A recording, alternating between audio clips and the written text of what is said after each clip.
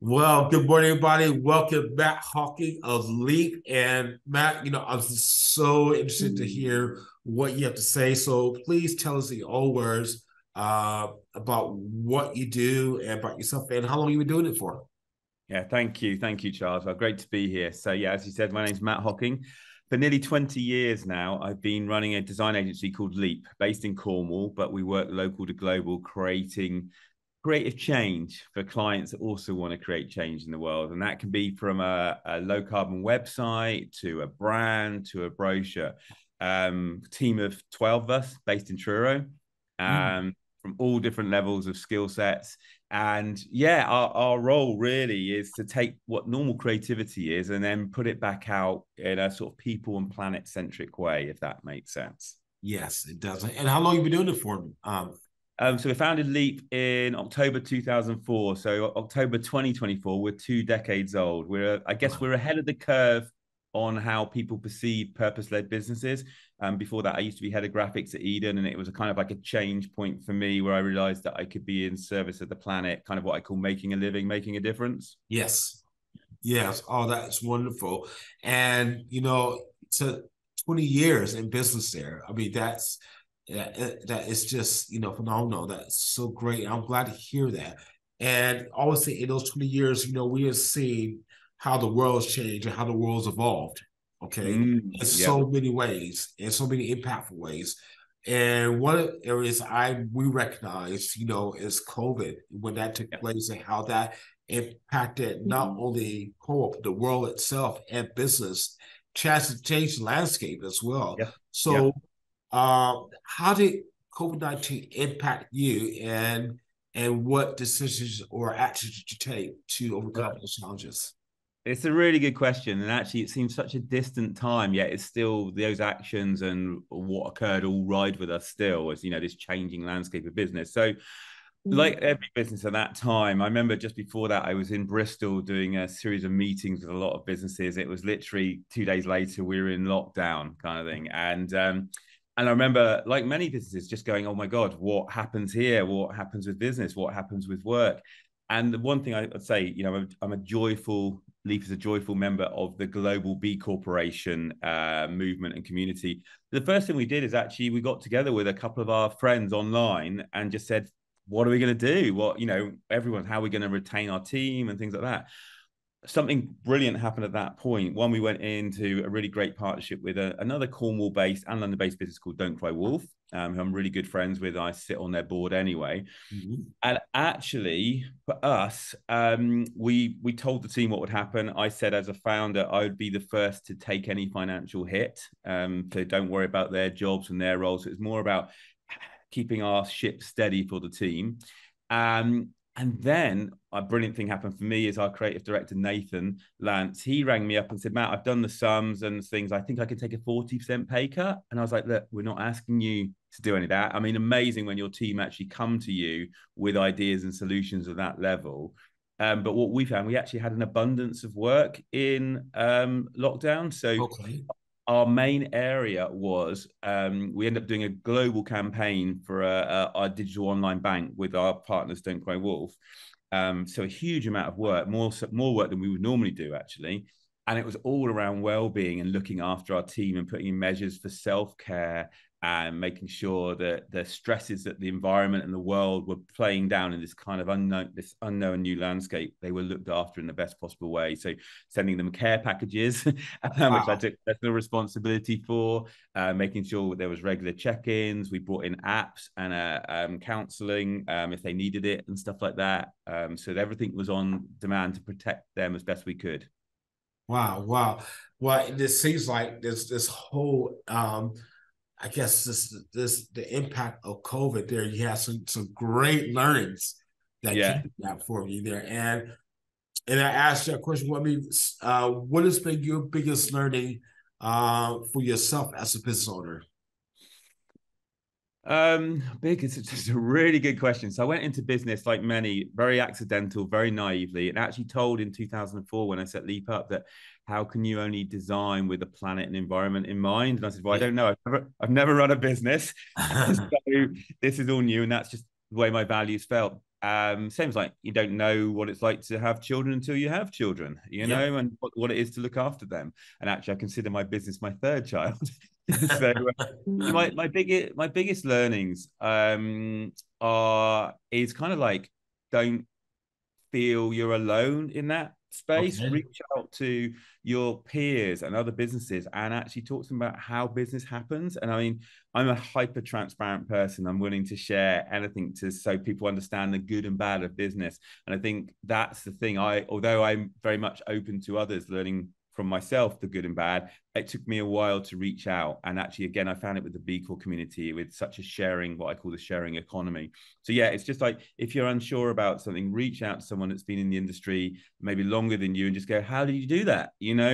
How does it Yeah. work? And I was very lucky that other design agencies shared how they worked on their finances, on their billings and things. So that unknown landscape for me of what it is, when you're a sole entrepreneur, running all the things, trying to be the accountant, the designer, the marketeer, is actually you don't have to do it all, and just find those right people to sort of bring in and support either external or internal. So that's the biggest learnings. Don't feel alone. Reach out Yeah. and share time with others. Be in a network. Be in a community. Come on, come on. And that's what it's all about is being a community and be able to lean and glean off each other. And like I said, and to learn from one another as well. Yeah, yeah, Because we know that as a business leader, in any sector there, you're gonna have your challenges, yeah, You're yeah. always gonna have your challenges there. And it's great that you're able to learn off each other, to get to those. So for you, what's been some of your greatest challenges there for you as a business owner? I mean, currently, and how how do you get over it? How do you overcome these challenges? Well, I'd say one of the biggest challenges is me myself, Charles. Um, Right? I'm a very driven to do work that is in service to the planet. So, creativity that is low impact to the planet, but it's high impact to those we work with.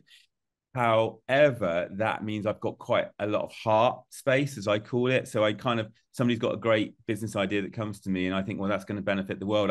The money side of things doesn't necessarily factor in so much to me. Oh, okay. So I've actually had to. I'm actually not very good at the money side and Excel spreadsheets. So having again bringing in the right people. So I would probably give the whole business away for free if I didn't have a team to support. And actually, everybody has a profit share in the business.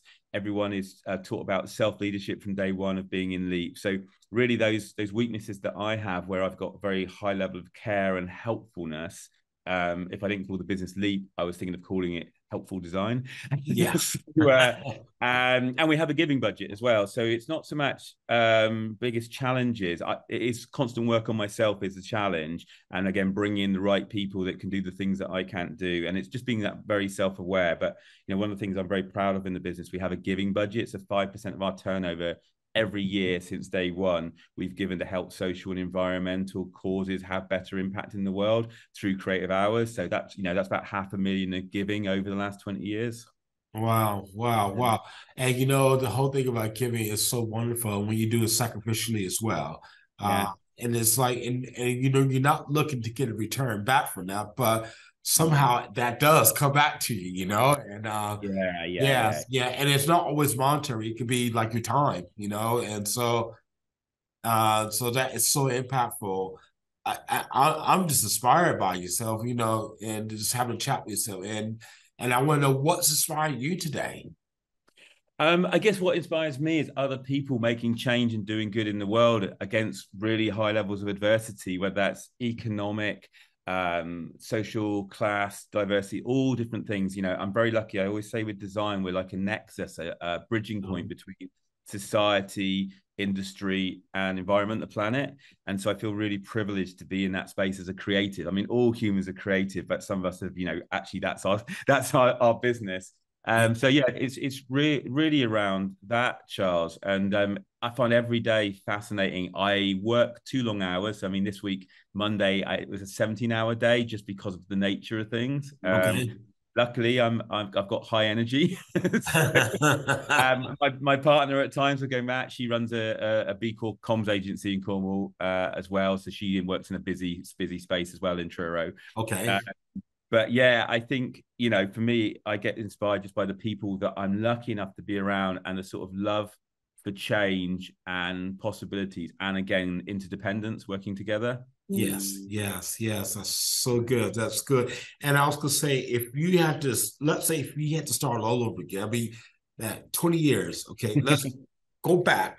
Yep. If you had to start all over again, yeah, from day one, what would you do differently?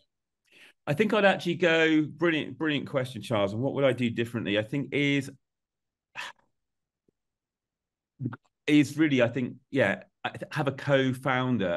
I'm a sole founder, and I think needing somebody at the same level that I can bounce Yes, ideas that will challenge and support, and not necessarily make the path easier, but the path better, because they are going, actually, why are you doing this? yes, You know, when you're throwing yourself into the unknown constantly, especially doing environmental creativity at such an early stage in the way businesses were doing it. I think there was 3 businesses in the UK doing the work we were doing. Uh, yes. so I didn't have anybody to talk to. But I think most people just thought I was this like weird businessman in the room. so, so yeah, I would do that, and everything else I was really happy. You know, we started off with ethical banking. You know, all the foundations of an environmental business powered by renewable energy.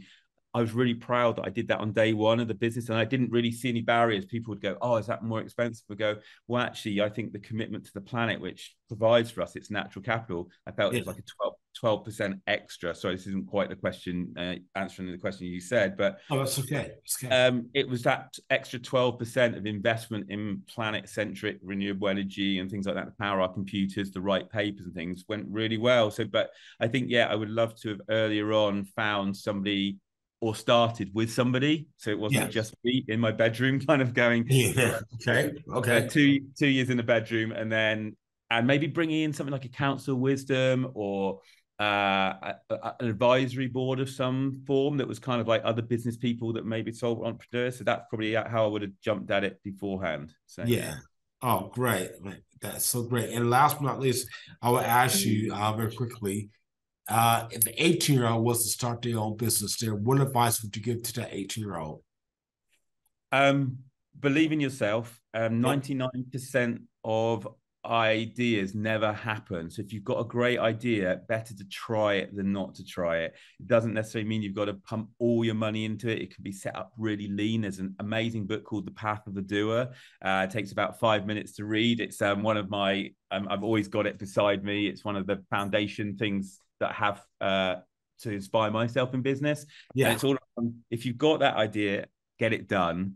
It doesn't matter if it doesn't work. The thing is, you've taken it from your brain into life, and you've given it a try, and you learn from it. So just keep trying those fantastic ideas that you have, and surround yourself with brilliant people that support the things you believe in. That's great. Well, I honestly thank you so much, Matt, for this for today. It's been really it's you've been inspirational and Thanks, man. inspiring. So thank you very much. Thank Yes. you for having me on and involving me, Charles. It's a great pleasure when we get asked at any time as a business to be found by others. It's really amazing that people find us. You're Thank so you. welcome.